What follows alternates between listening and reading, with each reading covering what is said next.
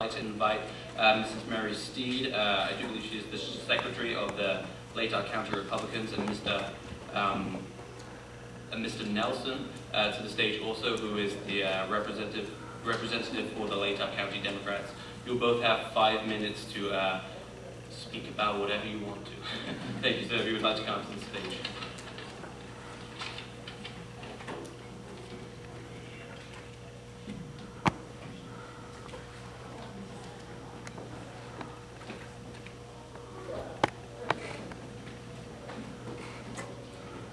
Thank you, Holly.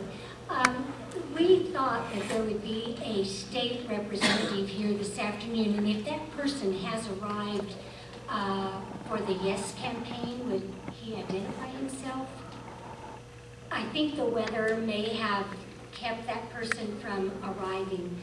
My name is Mary Steed, and as a former school board chairperson, I am for Proposition 1, 2, and 3.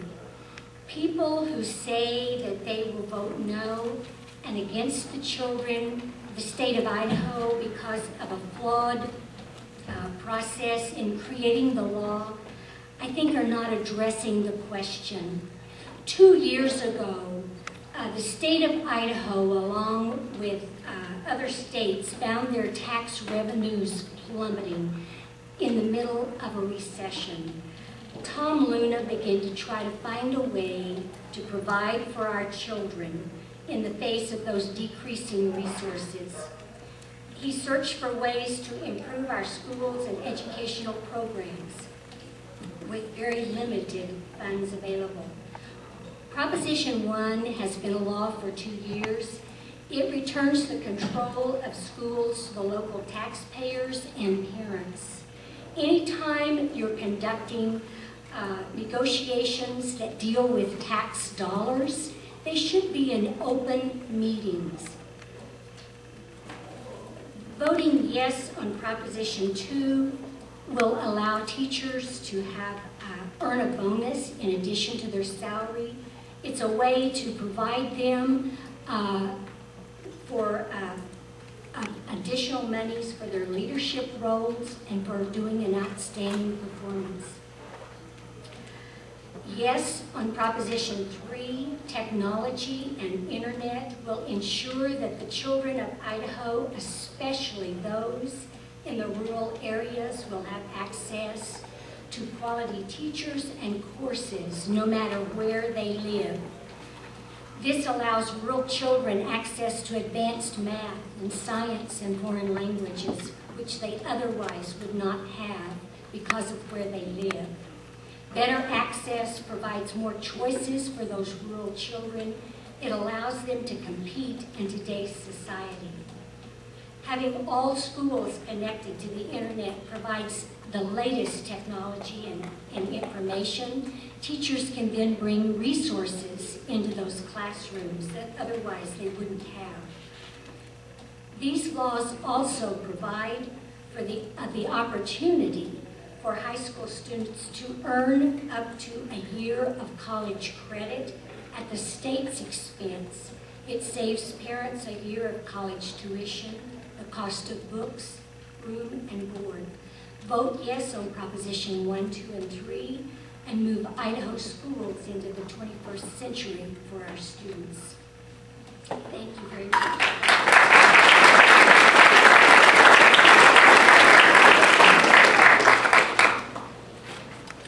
Hi, my name is David Nelson, and I'm the chair of the Latah County Democrats, and I've been the chair for the last, this is my third election, second time coming to visit with you. I'm a native of Latah County, and in fact, my grandfather was the chair of the Republicans in the 1950s. So I'd also like to speak on the 3 propositions, Proposition 1, 2, and 3, and I would urge you to vote no on all those propositions.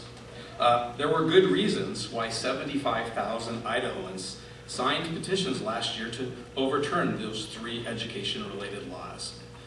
The Luna laws are bad education policy and bad physical policy.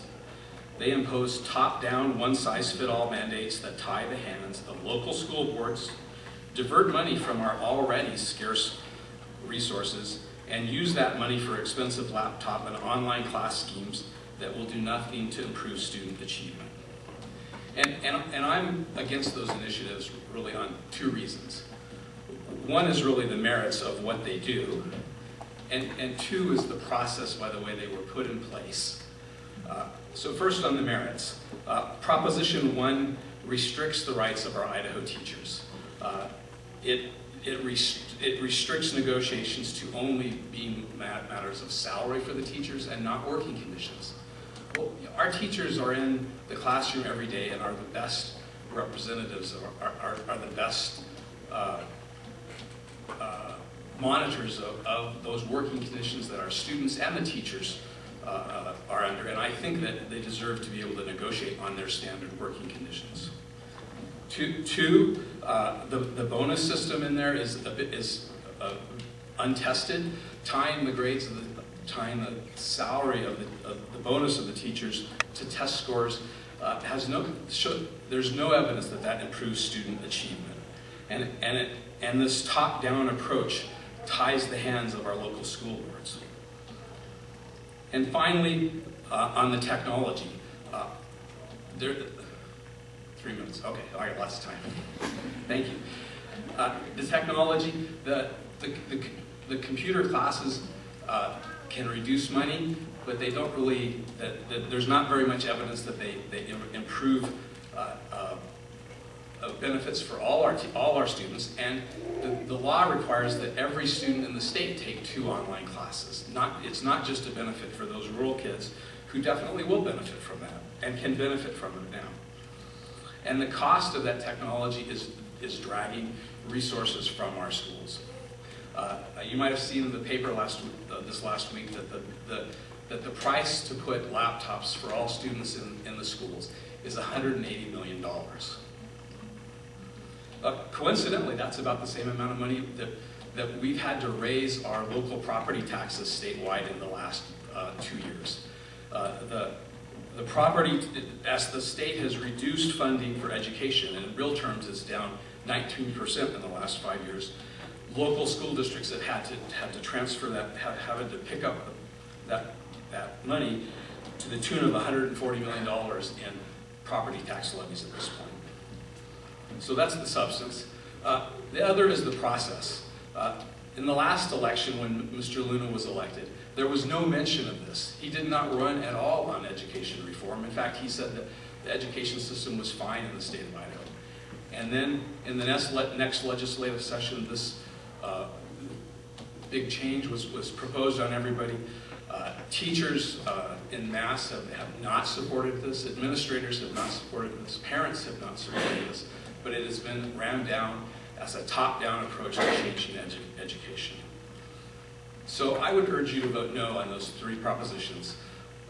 Education is one of the biggest fundamental duties of our state, and it needs to be done right, and we need to provide a uniform and fair education for our students.